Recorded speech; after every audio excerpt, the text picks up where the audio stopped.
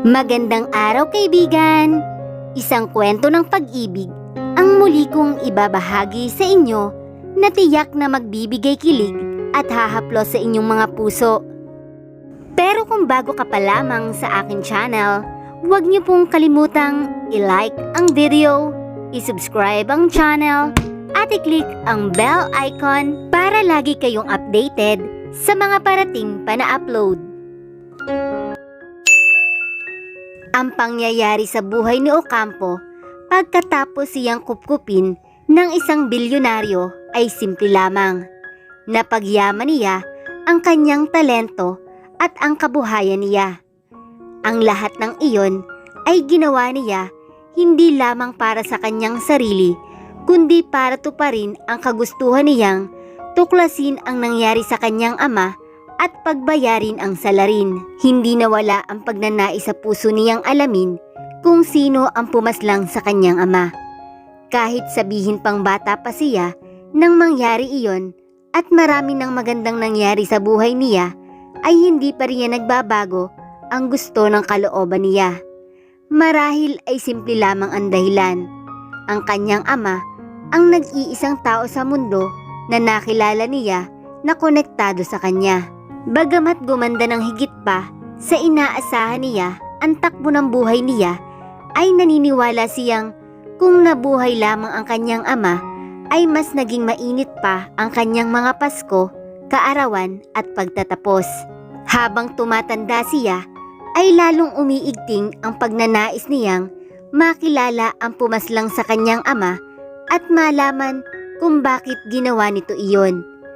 Una ay naisip niyang hindi pagnanakaw ang pakay sa kanyang ama sapagkat nang makita ang wallet nito ay may laman pang kaunting pera. Malamang ay pamasahin nito iyon pauwi sa kanila. Nakabalik na siya ng ilang ulit sa presintong nakakaalam sa nangyari sa kanyang ama. Ang sabi ng isang pulis sa kanya, kaya raw hindi siya naimporma noon sa pagkamatay ng kanyang ama ay dahil iba ang address na nakatala sa ID nito. Address kasi iyon ng dating inupahan nilang bahay at hindi sa squatters area kung saan sila nakatira nang pumanaw ito. Ang sabi rin ng pulis ay wala na raw itong nakikitang progreso sa kaso. Baka raw napagtripan ng mga lulong sa droga ang kanyang ama. Isang posibilidad iyon na ayaw niyang tanggapin. Marami siyang nasisilip na butas sa teoryang iyon. Una, hindi tipikal sa kanyang ama na maglakad sa gabi sa isang ilang na lugar. Naalala pa niya ang mga tagubili nito sa kanya tungkol sa mga bagay na iyon. Pangalawa, wala rin sa karakter nito ang hindi manlaban. Ang ikinamatay nito ay matinding pagkabagok sa ulo. Paulit-ulit na inahampas ang ulo nito at hindi binaril.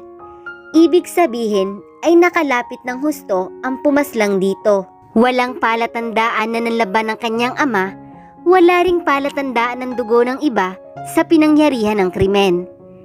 Malaki ang hinala niyang kilala ng kanyang ama ang sino mang gumawa rito ng krimen para magawa niyong makalapit dito. Naalala niyang sinabi ng foreman na tahimik na tao ang kanyang ama. Ibig sabihin, hindi ito masyadong mapagtiwala sa iba. Kaya kung sino man ang gumawa ng krimen sa kanyang ama ay isang traidor. Iyon ang mga hinala niya na kailan lamang niya napagtuunan ng pansin sapagkat naging abala siya sa pansariling buhay at sa pagtataguyod ng kanyang kabuhayan nang sa ganoon ay makarating siya sa puntong ito. May malayang oras at pagkukunan ng pera upang tuklasin ang mga bagay na mahigit 2 dekada nang gumugulo sa kanyang isipan at kalooban. Alam niya, hindi siya matatahimik hanggat hindi niya nalalaman ang totoong nangyari sa kanyang ama. Hindi siya makakatulog ng panatag sa gabi sa kaalamang basta na lamang niya pinabayaan ang kaso. Hindi makukumpleto ang buhay niya kung mananatiling may mga katanungan sa isipan niya.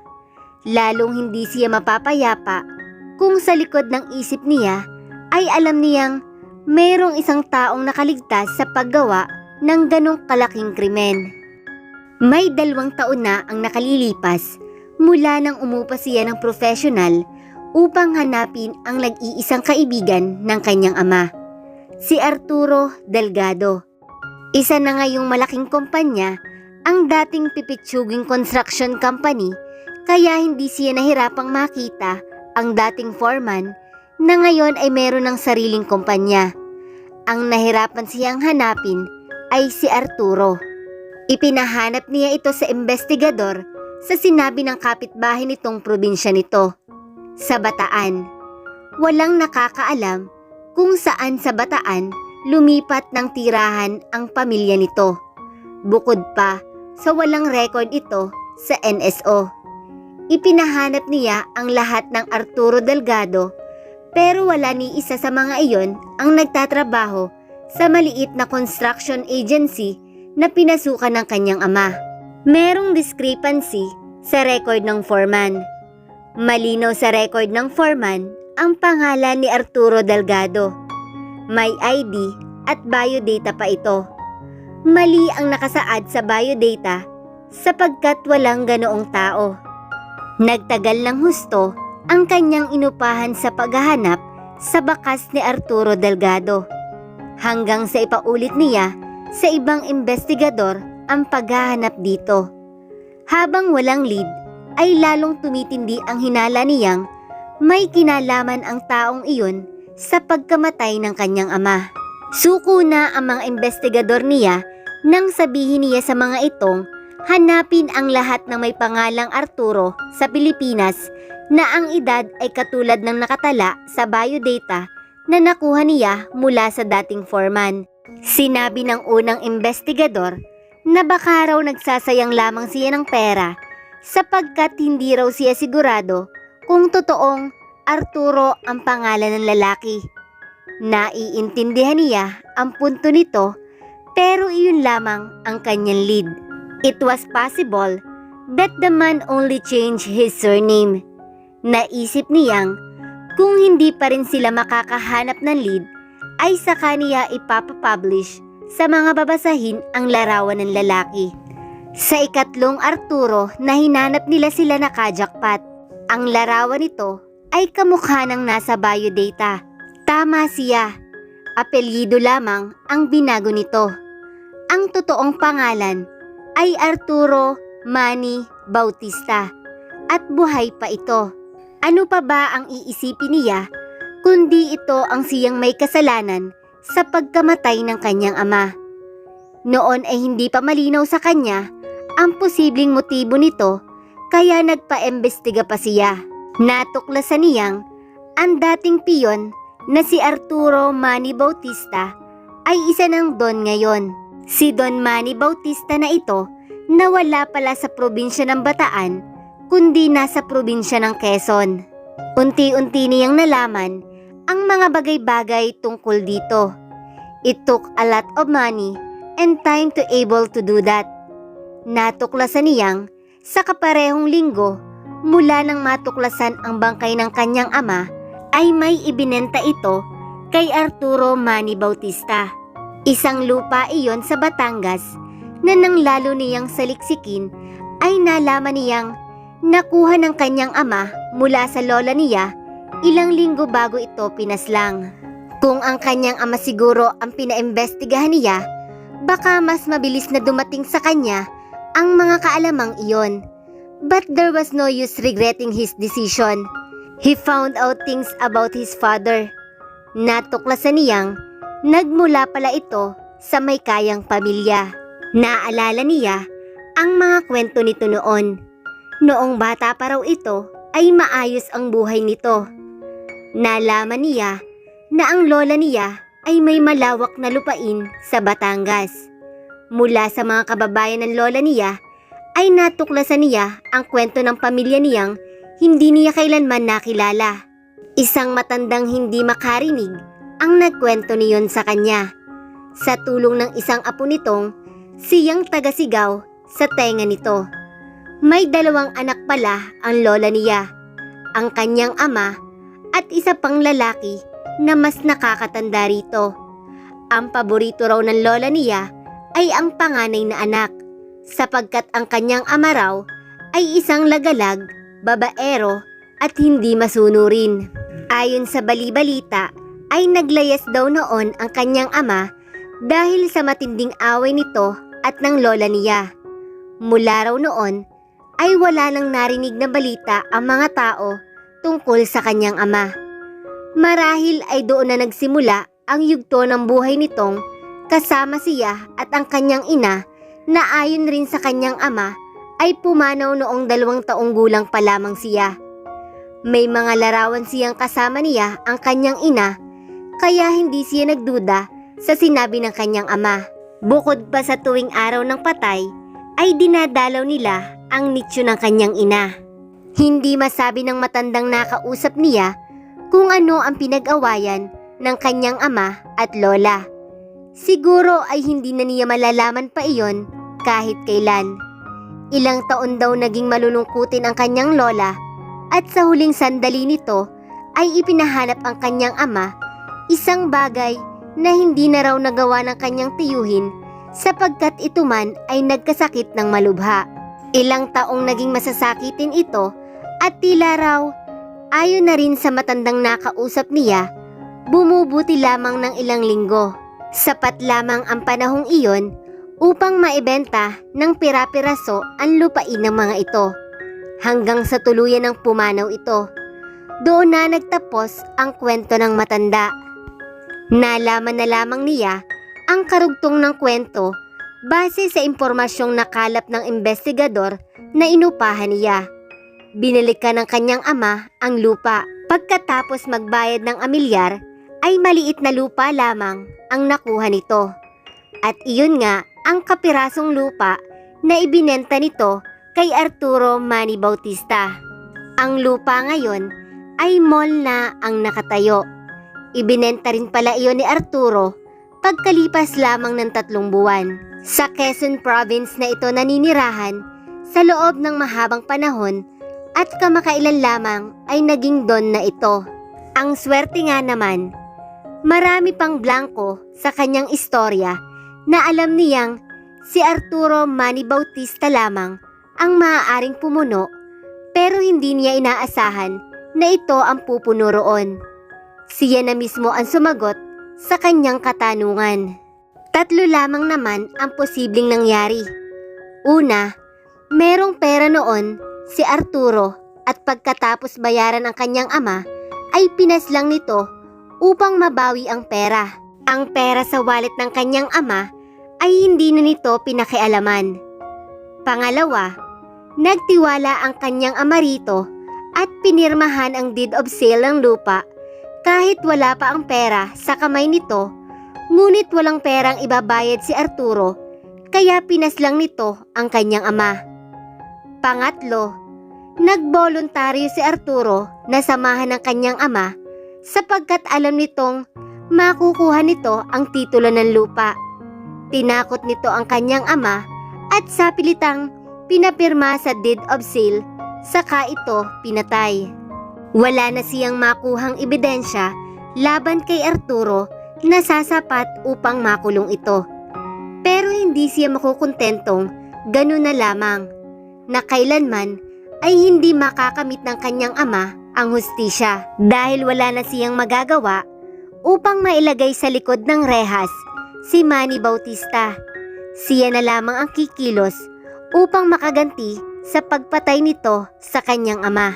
Ilang araw na siya sa Quezon Province mula nang makahinga siya ng maluwag sapagkat iba ang napili ni Don Antonio na pakasalan ng apo nito ay nagtungo na siya sa lugar na iyon upang obserbahan ang kalaban at umisip ng estratehiya upang bumagsak ito at siya ang umangat.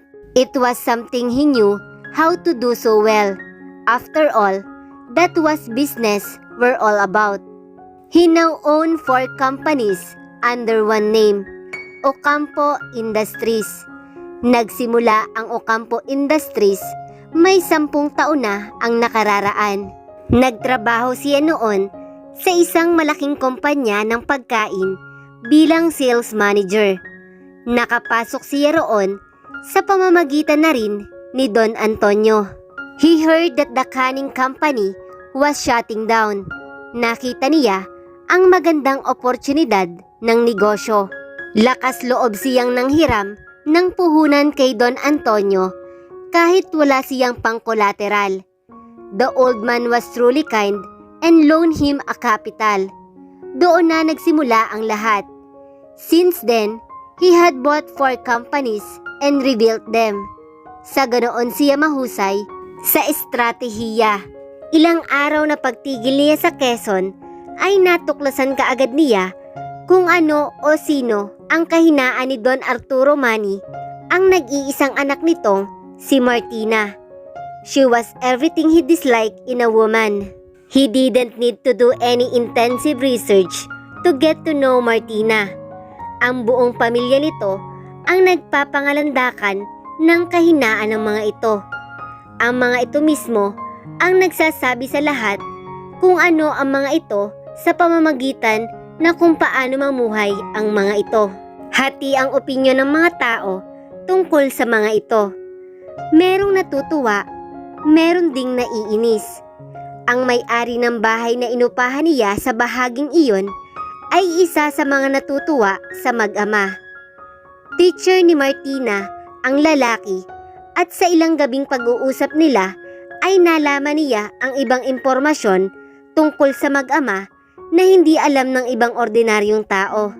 Halimbawa na lamang ay ang dahilan ng biglang pagyaman ng mga ito. Ang sabi raw mismo rito ni Martina, taliwas na inakala ng lahat ay hindi nanalo ang ama nito sa loto, kundi napamanahan daw ang kanyang ama ng dating nobya. Nabanggit daw iyon ni Martina nang minsang nag-inuman ang mga ito. Sa ngayon ay inaalam pa niya kung totoo nga ang records na iyon, pero sakali mang totoo ay hindi na siya mabibigla at malamang na madagdagan pa ang hinala niya kay Manny Bautista.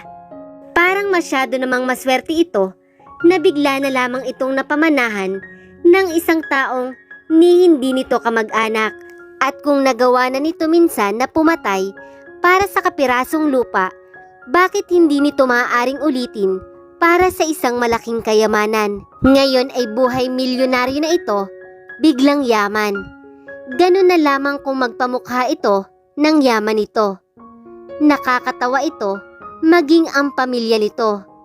Kitang-kita pa rin sa mga ito ang panlasang dukha, wika nga. They were fools to think no one would notice how cheap they truly were.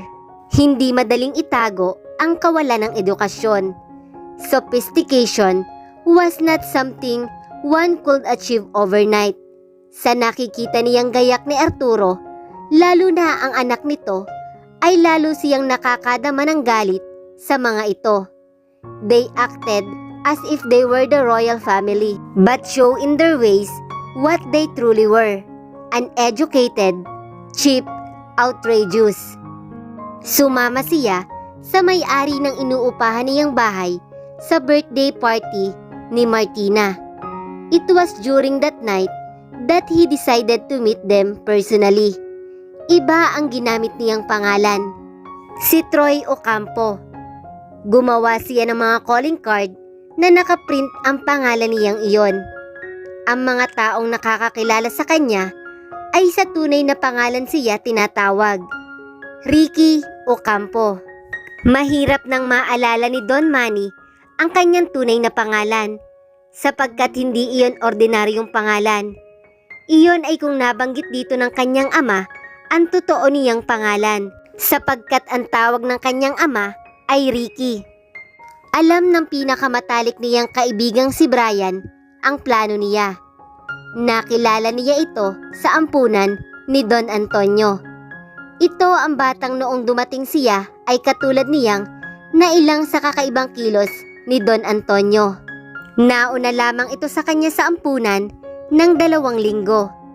Magkasing edad sila at parehong negosyante na ngayon. Alam nito ang mga plano niya at tutol ito. Pero may tiwala raw ito sa kanya na hindi niya ipapahamak ang sarili niya. Bata pa lamang sila ay alam na nito ang nais niya, ang kanyang mithiin sa buhay. Brian was the only one who knew about his plan. Not even his girlfriend knew about it. Hindi na malalaman ni Abigail ang tungkol sa ginagawa niya. Nasa Amerika ito kasalukuyan at kumukuha ng espesyalisasyon sa medisina. Troy, ito ang birthday celebrant, si Martina. Martina, ito ang umuupa sa akin ngayon, si Troy. Pakilala sa kanila ni Mang Peter, ang may-ari ng tinutuloyan niyang bahay. Muntik na siyang mapaismid nang mapansin niyang mukhang kinilig sa kanya ang babae. Isang bagay iyon na nakasanayan na niya sa paglipas ng panahon. The mirror always told him he looked good, but it was not something he ever thought he really need to get what he wanted. So most of the time, women showing him they saw him differently because of the way he looked made him feel a bit uncomfortable, piece of even. He valued brains more than anything else. This woman was probably the dumbest he had ever met so far. Saksi siya kung paano ito nagkalat sa sariling kaarawan. It was something other tolerated, probably because it was her party. Isa pang nakakapagpainis sa kanya ay ang katotohanang tinitingala na ngayon ang pamilyang Bautista ng mga tao sa bayan na iyon. Kitang-kita sa hitsura ni Martina na pagdating sa mundong gustong ginagalawan nito ay napakarami pa nitong kailangang malaman. But he needed this woman to get to her father. He looked like his job was going to be a rather easy one. He planned to make this woman a friend of his. Kapag nangyari iyon, ay malalaman niya ang pasikot-sikot ng negosyo ng mga ito. And then, he will do everything he could to bring them down. But looking at her, he thought maybe he could give Manny Bautista a little bonus.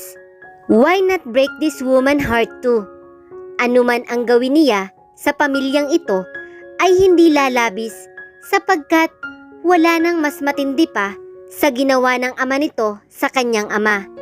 At ang mga ito ang nakikinabang sa ngayon. Galit ka ba sa akin? Tanong sa kanya ni Martina. Saka lamang siya natauhan. Marahil ay rumehestro sa kanyang mukha ang galit niya. Umiling siya. I'm sorry. I'm a little out of the weather. I guess I ate something funny. I'm sorry. Bahagya siyang ngumiti rito. Oh, it's nothing. Come on now. Don't sorry too much. I will take care of this right way. Mistulang sundalo itong nagmamadaling tumalikod. Mabait yan sa eskwela. Wika ni Mang Peter. Tumango na lamang siya. Sa isip-isip niya, lahat ng tao ay may kabaitan. Pero hindi nangangahulugan iyon na malinis ito. Ano kaya ang plano ni Troy sa dalagang si Martina? Magawa niya kayang paghigantihan din ito? At tama kaya ang hinala niya sa ama ng dalaga? Sabay-sabay po nating alamin sa susunod na kabanata ng ating kwento. Maraming salamat po!